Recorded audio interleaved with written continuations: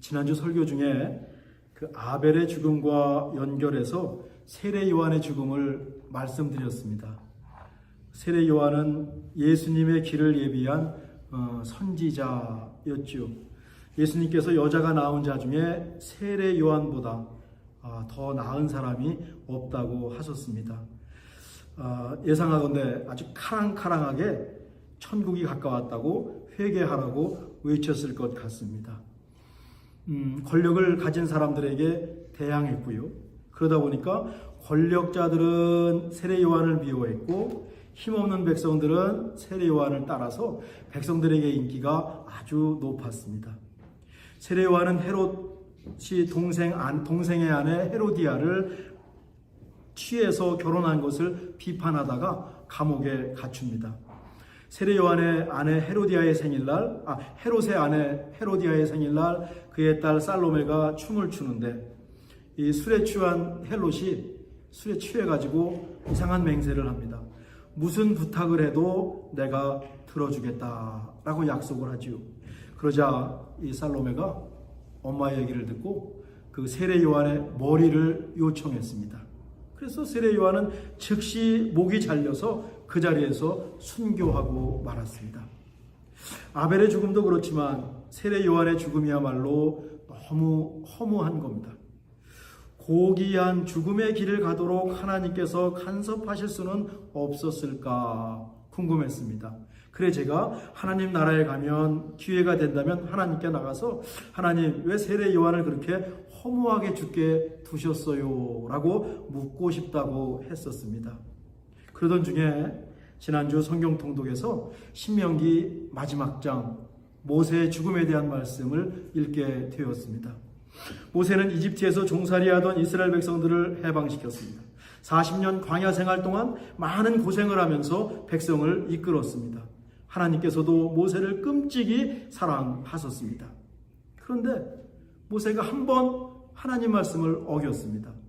바위에 물을 내라고 말해야 하는데 그만 백성들이 하도 힘들게 하니까 화가 나서 지팡이로 반석을 치고 말았습니다. 그것으로 인해서 모세는 약속의 땅에 들어가지 못했습니다. 신명기 34장에 보면 하나님께서 느보산에 올라간 모세를 찾아오십니다. 그리고 동서남북 약속의 땅을 다 바라보라고 말씀을 하시는 거예요. 그리고 뭐라고 하시냐면 내가 내 눈으로 보게 하였거니와 너는 그리로 건너가지 못하리라. 아니 보여주시지 말지. 다 보여주신 다음에 내가 다 눈으로 보이게 했는데 너는 그리로 건너가지 못할 것이다.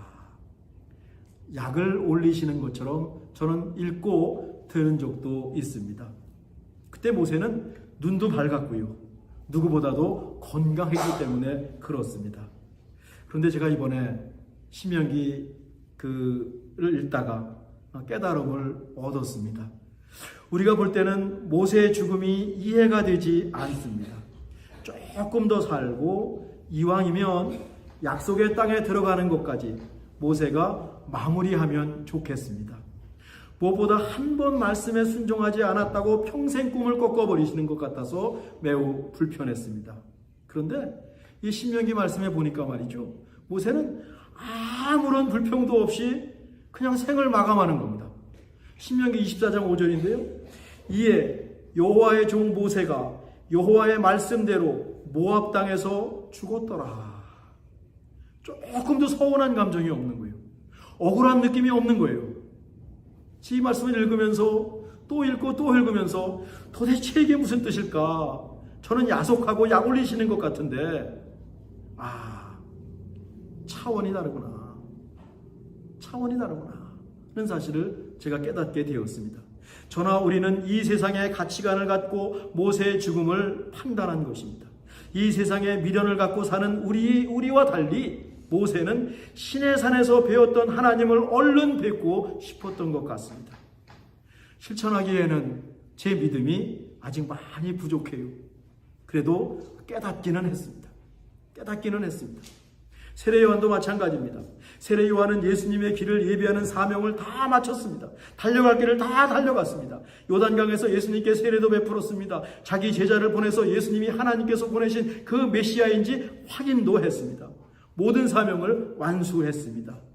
주신 사명을 다 완수했으니까 하나님께 가는 것을 당연하게 받아들이고 있었을 것 같아요. 미련이 없었습니다. 이 세상에 집착이 없었습니다. 죽음의 방식이 허무하고 잔인했지 않습니까? 근데 생각해보니까 훗날 많은 순교자들이 세례 요한처럼 순교했습니다. 목이 잘려 순교한 분들이 얼마나 많은지 모릅니다. 톱에 켜서 순교한 사람도 있었습니다. 그들에게 모범이 되었습니다. 그들에게 길이 된 것이니 세례 요한의 죽음이 결코 헛되지 않았습니다. 아벨의 죽음도 같은 맥락에서 바라보니까 이해가 되었습니다. 제 믿음이 60평생을 믿었어도 내 믿음이 여전히 나 중심이구나. 세상 중심이구나. 세상 미련 갖고 있구나. 그걸 깨닫게 되었습니다. 그들의 죽음을 억울하고 이해가 되지 않는다고 판단한 것은 딱 제 수준입니다. 제 차원입니다. 모세나 세례 요한의 믿음을 갖추지 못한 저에게는 여전히 불편한 부분이 있기는 있습니다. 여전히 있습니다. 그래 기도했습니다. 모세나 세례 요한과 같은 그런 반열, 그런 차원의 믿음을 주시옵소서. 감히 기도했습니다. 감히 기도했습니다. 우리의 생각이 나에 머물지 않았으면 좋겠습니다. 세상에 머물지 않았으면 좋겠습니다. 저를 비롯해서 우리가 하나님을 믿으면서도 세상 것을 가지고 세상의 기준을 가지고 하나님의 일들을 판단하거나 우리의 인생을 바라보는 경우, 남을 판단하는 경우가 엄청 많이 있습니다. 하나님의 차원, 하나님의 기준, 하나님 나라의 지평을 이해하고 소망할 수 있기를 간절히 바랍니다. 득도라고 하지요. 한계를 넘어서는 것입니다. 굉장히 자유할 것 같습니다. 굉장히 자유할 것 같습니다. 모세도 세례 요한도 아벨도 자유했을 것 같습니다.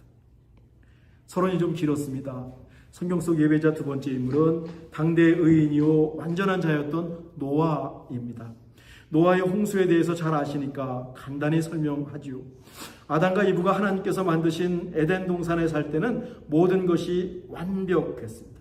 여기서 완벽했다는 것은 하모니, 조화를 가리키는 겁니다. 참되고 선하고 아름다웠습니다. 참 보기 좋았습니다. 하나님과도 자유롭게 걸었고 하나님과도 자유롭게 얘기할 수 있었고 동물들과도 얘기할 수 있었고 모든 소통이 막힌 것이 없습니다. 모든 관계가 막힌 것이 없습니다. 그런데 아담과 이브가 선악과를 따먹으면서 모든 관계가 끊어졌습니다. 단절되었습니다. 땅이 저주를 받았고 인간은 낙원에서 나와야 했습니다. 에덴 동산 밖 타락한 세상의 특징은 뭡니까? 시간이 지날수록 좋아지는 선순환이 아니라 시간이 지나면서 나빠지는 악순환이 생겼습니다. 이게 타락한 세상의 특징입니다. 그 연장선에서 가인이 동생 아벨을 죽인 겁니다. 시기와 질투, 욕심, 그리고 죄가 인간을 지배합니다. 동생을 죽이는 살인까지 저질렀으니 하나님의 형상을 가진 인간이 얼마나 망가졌는지 가늠할 수 있습니다. 점점 나빠지고 있습니다. 타락, 죄, 하나님을 거역하는 행동이 점점 심해집니다. 하나님께서 인간을 지으신 것을 후회할 정도가 되셨습니다. 하나님께서 큰 결정을 내리시죠. 세상을 물로 심판해야 되겠다. 모두 없애고 다시 시작하기로 결심하십니다. 완전히 새로 돌릴 수는 없습니다. 이미 타락한 세상이거든요. 가능한 새롭게 고쳐서 한번 다시 희망을 갖고 기대를 놓지 않으시려는 하나님의 시도였습니다. 당대의 의인, 완벽한 사람 노아와 그의 가정을 선택하십니다. 그러니까 노아는요, 그 당대에 살던 사람들을 쭉 줄을 세우면 맨 앞에 있는 사람이 노아였습니다. 1등한 사람이 노아였습니다. 그 정도로 완전한 사람입니다. 노아에게 방주를 만들게 하시죠. 준비가 다 되었을 때 방주에 암수 2씩, 제자에 쓸 동물들은 암수 7씩 다 들어가게 하셨습니다. 노아의 식구 9명도 인간을 대표해서 방주에 들어갔습니다. 40일 동안 밤낮 없이 비가 내렸습니다. 물이 마르는데 150일이 걸렸습니다. 그렇게 하나님께서 세상을 물로 심판하시죠. 홍수가 그쳤습니다. 비둘기가 나뭇가지를 갖고 온 것을 보고 땅이 다시 식물을 내고 있구나. 방주의 문을 열어서 모든 짐승을 풀어 주었습니다. 리스타트. 만물이 다시 시작되는 그런 순간이었습니다. 그림으로 말하면 도화지의 그림을 그리다가 많이 그렸는데 도화지를 망치고 말았습니다. 어떻게 고쳐보려고 했지만 고치면 고칠수록 지우면 지울수록 이제 도화지가 빵꾸가 날 정도가 되고 말았습니다. 하도 고치다 보니까 도화지가 뜯어지기 시작해요. 도저히 방법이 없어서 그동안 그린 그림을 버리고 새로운 도화지를 갖고 왔습니다. 그리고 새롭게 그림을 그려나갈 계획이죠. 홍수가 멈추고 새로운 세상으로 나가는 순간이 딱 그랬습니다. 세상에는 노아의 가족만 남았습니다. 방주에서 나온 노아가 하나님을 찾습니다. 이처럼 노아는 호모 아돌란스, 예배자 인간이었습니다. 의로운 사람답지요. 그렇습니다. 우리도 어떤 일을 새롭게 시작할 때 하나님께 기도드립니다. 어떤 일을 시작하면서 기도하지 않고 시작한다? 이거 기독교인으로서 굉장히 용감한 겁니다. 우리는 어떤 일을, 새로운 일을 시작할 때 당연히 무릎 꿇고 하나님 앞에 나와서 하나님께 기도합니다. 간절히 기도합니다. 우리가 가는 길을 우리가 알지 못하기 때문에 기도할 수밖에 없습니다. 새로운 길은 언제나 낯설고 두렵기 때문에 하나님의 도우심을 구할 수밖에 없고 하나님의 인도하심을 구할 수밖에 없습니다. 그리고 앞길을 하나님께 맡깁니다. 바로 노아의 예배가 그런 겁니다. 27절인데 노아가 여호와께 제단을 쌓고 모든 정결한 짐승과 모든 정결한 새 중에서 제물을 취하여 번제로 제단에 드렸더니. 노아의 방주에 정결한 짐승을 실은 것은 하나님께 제물로 드리기 위해서 미리 준비해 놓은 겁니다. 불에 태우는 번제로 가장 정결한 것 중에 잘 선택해서 불에 태우는 번제로 드렸습니다. 아벨의 제사가 생각나죠.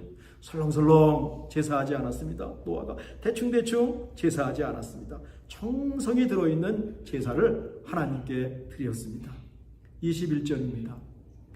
여호와께서 그 향기를 받으시고 그 중심에 이르시되 내가 다시는 사람으로 말미암아 땅을 저주하지 아니하리니 이는 사람의 마음이 계획하는 바가 어려서부터 악함이라. 내가 전에 행한 것 같이 모든 생물을 다시 멸하지 아니하리니. 노아의 제사는 하나님께 향기로운 제물이 되었습니다. 제물을 받으신 하나님께서 이렇게 약속하십니다. 다시는 사람으로 인해서 땅을 저주하거나 땅을 심판하지 않겠다. 땅은요, 모든 생물체가 따라 살아가는 서전입니다. 근데 사람으로 인해서 다른 생물체까지 피해를 주지 않겠다라고 하는 것이죠. 땅은 그림을 그리는 도화지에 해당합니다. 다시는 사람들과 모든 생물의 터전을 심판하지 않으시겠다라고 하는 약속입니다. 하나님 마음 한가운데서 하신 말씀이에요. 하나님은 지금까지 약속을 지키고 계십니다. 그런데 하나님 말씀에 걸리는 부분이 있어요. 이는 사람의 마음이 계획한 바가 어려서부터 악함이라. 노아가 당대 의인이고 완전한 사람이었지만 100점은 아닙니다. 아마 99.99 정도는 되었을 것 같아요. 나중에 보니까 이 0.01의 죄가 틈타가지고 노아와 그의 아들도 무너지고 맙니다. 그럼에도 하나님이 고쳐서 쓰시는 겁니다. 결국 예수님께서 인간의 몸을 입고 세상에 오셔서 십자가에 죽으실 수밖에 없었죠. 하나님은 최선을 다해서 팀쉘, 인간의 선택, 인간의 책임을 존중하시고 기다리셨던 것이죠. 22절입니다. 땅에 있을 동안에는 심음과 거둠과 추위와 더위와 여름과 겨울과 낮과 밤이 쉬지 아니하리라. 땅이 있을 동안에 심는 것, 거두는 것, 추위, 더위, 여름, 겨울, 사시사철, 낮과 밤이 어그러지지 않고 계속될 것이다. 어쩌면 썸머타임이 오늘 되니까 어제 그렇게 낮의 길이가 길던지요. 야, 하나님의 이 여름과 겨울과 낮과 밤 하나님이 쉬지 않고 붙잡고 계시는구나. 몰라요. 과학적으로 어떻게 이해하고 연구하는지 모르지만 저 같은 사람은 그냥 하나님이 이것을 다 붙잡고 계시는구나. 하나님 신실하신 분이시군요. 라고 저는 고백할 수밖에 없었습니다. 비록 타락했지만 자연의 섭리는 계속 이어지는 것이요. 9장으로 넘어가면 노아와 그의 아들을 축복합니다. 9장 1절인데요. 같이 읽어보실까요? 하나님이 노아와 그 아들에게 복을 주시며 그들에게 이르시되 생육하고 번성하여 땅에 충만하라. 에덴 동산에서 아담과 이브를 축복하시던 그 말씀 그대로 또 다시 시작하는 거니까 노아와 그 아들 3명에게 축복하고 있습니다. 하나님도 인간도 다시 시작하는 순간입니다. 벅찬 순간입니다. 그런데 2절과 3절에 가면 에덴 동산의 약속과 조금 차이가 있습니다. 에덴 동산은 하모니거든요. 같이 잘 살았거든요. 근데 여기 보면 땅의 모든 짐승과 공중의 모든 새와 땅에 기는 모든 것과 바다의 모든 물고기가 너희를 두려워하며 너희를 무서워하리니 이것들은 너희 손에 붙였음이니라. 사람과 짐승 간에 두려움과 무서움이 생겼습니다. 두려움은 좋지 않은 겁니다. 서로 적이 될 수 있습니다. 싸울 수도 있습니다. 무서우면 함께 있기가 어렵죠. 간격이 생겼습니다. 서먹서먹한 겁니다. 에덴 동산의 그 조화가 깨졌습니다. 어린아이가 독사굴에 손을 놓고 또 정말 사자와 함께 뛰어노는 그런 낙원은 더 이상 아닙니다. 처음 창조가 아니라 refurbished world, 하나님이 고쳐주신 세상이다. 근데 하나님은 최선을 다하신 겁니다. 이렇게라도 refurbish 해서라도 이 지구가, 이 세상이 온전해지기를 바라셨던 것이죠. 거기서 희망을 보시고 인간을 향한 기대를 하나님은 저버리지 않았던 것입니다. 왜 하나님이 확 해놓으시죠? 아니요, 팀쉘, 인간에게 책임을 주셨다니까요. 인간에게 선택권을 주시고 인간이 충분히 그 힘으로 해내시기를 하나님은 기다리셨던 것입니다. 그러면서 특별한 말씀을 하세요. 3절인데 모든 사한 동물은 너희의 먹을 것이 될지라 채소같이 내가 이것을 다 너희에게 주노라. 고기 좋아하시는 분들, 노아의 홍수가 없었으면 고기를 드실 수 없고 채식만 해야 됐을 겁니다. 노아의 홍수 이후에 고기를 먹게 되었습니다. 그전에는 채소만 먹었습니다. 근데 고기를 먹는다는 것은 생물들끼리 치고받고 싸운다는 뜻이죠. 대신 피는 먹지 말라고 말씀하세요. 구약의 율법에서는 피에 생명이 깃들어 있다고 보았습니다. 그래서 구약의 제사에 피가 있었고 예수님의 보혈이 그래서 중요한 겁니다. 피를 먹지 말라라고 하는 것은 생명을 존중하라. 너희들이 다 먹어도, 짐승을 다 먹어도 짐승의 생명, 그 피는 먹지 말아라 라고 하는 부탁이죠. 명령이죠. 누구도 특별히 하나님의 형상으로 지음받은 인간의 생명을 취해서는 안 된다라고 하는 명령입니다. 그거는 곧 하나님을 해치는 일입니다. 우리가 폭력에 반대하는 것이 여기에 있습니다. 살인에 반대하는 것은 이 사람을 죽이는 것이 아니라 하나님을 죽이는 겁니다. 총격사건 반대할 수밖에 없고 전쟁 반대할 수밖에 없습니다. 얼마나 많은 하나님이 지금 죽어나가고 있습니까? 어찌 여기에 박수를 보내고 미국이 최고라고 말할 수 있겠습니까? 성경을 제대로 읽는다면 슬픕니다. 마음이 아픕니다. 하나님 얼마나 마음이 아프실까? 이렇게 하나님은 노아와 새로운 언약을 맺으시고 이 땅의 인류에게 두 번째 기회를 주셨습니다. 방주에서 나온 노아가 하나님께 정성껏 제물을 드렸을 때 하나님의 약속이 임했습니다. 하나님은 약속의 하나님이십니다. 노아의 언약에서 하나님은 다시는 물로 세상을 심판하지 않겠다고 무지개를 갖고 약속하셨어요. 9장 13절인데요. 내가 내 무지개를 구름 속에 두었나니 이것이 나와 세상 사이의 언약의 증거니라. 여기서 무지개에 해당하는 히브리어는요, 캐셋이거든요. 이거는 화살, 보우라고 하는 뜻입니다. 그래서 영어도 무지개를 뭐라고 합니까? 레인보우라고만 하잖아요. 비화살이라고 하는, 직역하면 그렇게 되어 있어요.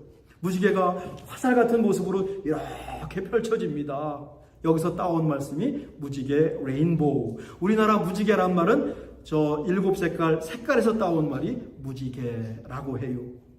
화살 모양의 무지개가 하나님을 향하고 있습니다. 다시는 하나님께서 인류를 향해서 화살을 쏘지 않을 것이다. 약속입니다. 실제로 하나님은 노아의 방주일에 세상을 불로 심판하지 않으셨습니다. 근데 인간은 하나님을 향해서 화살을 쏘죠. 바벨탑 사건이 대표적입니다. 하나님은 화살을 거꾸로 해놓으셨습니다. 내가 다시는 심판하지 않겠다. 2005년 8월 뉴올리안즈에 허리케인이 밀어닥쳐서 도시 80%가 물에 잠기는 일이 있었습니다.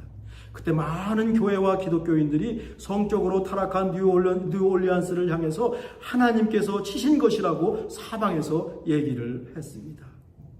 오늘 보십시오. 하나님은 물로 심판하지 않으시겠다라고 약속하셨습니다. 오늘 본문과 맞지 않습니다. 그건 우리 모두 가슴 아파야 할 자연재해였던 것이죠. 예배는 약속의 현장입니다. 약속의 시간입니다. 하나님께서 우리에게 약속하십니다. 오늘 예배를 통해서 어떤 하나님의 약속이 우리에게 임할지요. 내가 너와 함께한다. 내가 너를 인도할 것이다. 내가 너를 사랑한다. 또 우리의 구체적인 삶의 현장에서 하나님의 약속이 이 예배를 통해서 우리 안에 임하기를 간절히 바랍니다. 마음의 울림으로, 깨달음으로 하나님의 약속이 우리에게 임할 줄 믿습니다. 동시에 우리도 하나님께 약속할 수 있습니다. 하나님, 끝까지 잘 믿겠습니다. 하나님 편에 서겠습니다. 감사하는 삶을 실천하겠습니다. 하나님 사랑하고 이웃 끔찍히 사랑하겠습니다. 마음의 감동에 따라서 하나님께 약속할 수 있습니다. 이처럼 예배는 하나님의 약속을 받고 우리 자신과 인생을, 일을 기다 하나님께 올려드리는 헌신의 시간입니다. 자신을 뛰어넘고 모세와 세례 요한처럼 하나님의 지평 수준에 들어가는 우리의 예배가 되기를 간절히 바랍니다. 하나님 주신 약속 붙들고 한 주간 세상 속에서 멋지게 사는 주님의 백성이 되시길 간절히 바랍니다. 기도하겠습니다. 하나님, 우리는 자꾸 빗나가는데도 끝까지 포기하지 않으시고 고쳐주시고 다시 살아갈 땅을 주시고 우리를 향한 기대를 버리지 않으시니 얼마나 감사한지요. 또 얼마나 부끄러운지요. 겸연쩍어서 하나님 앞에 고개를 들 수가 없습니다. 하나님의 약속 붙들고 우리도 하나님 기뻐하시는 삶을 살게 하옵소서. 예수님의 이름으로 기도드립니다. 아멘.